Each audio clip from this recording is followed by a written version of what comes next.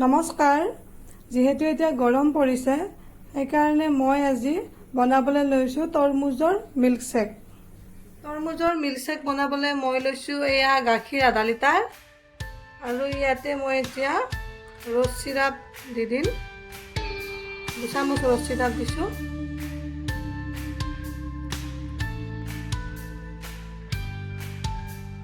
ইয়াতে দিম মই এতিয়া বৰফ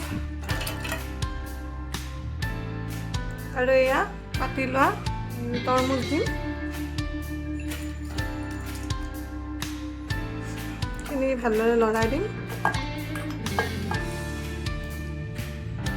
এডোখৰ তৰমুজ মই এইদৰে চেনিৰ লগত গ্ৰাইণ্ড কৰি লৈছিলোঁ। এতিয়া মই এইখিনি ইয়াতে দি দিম। এইখিনি মই ভালদৰে লৰাই দিম। কি ধুনীয়া কালাৰ হৈছে দেখিছেনে?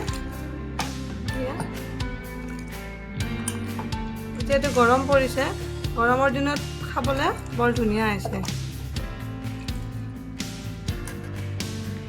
একেবাৰে শেষত মই গোলাপ ফুলৰ পাহি কেইটামান ইয়াতে দি দিম।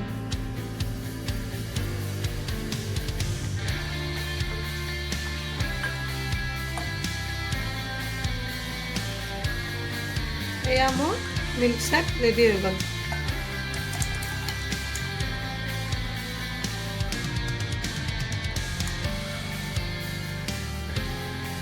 এয়া মোৰ মিল্কশ্বেক ৰেডি হৈ গ'ল।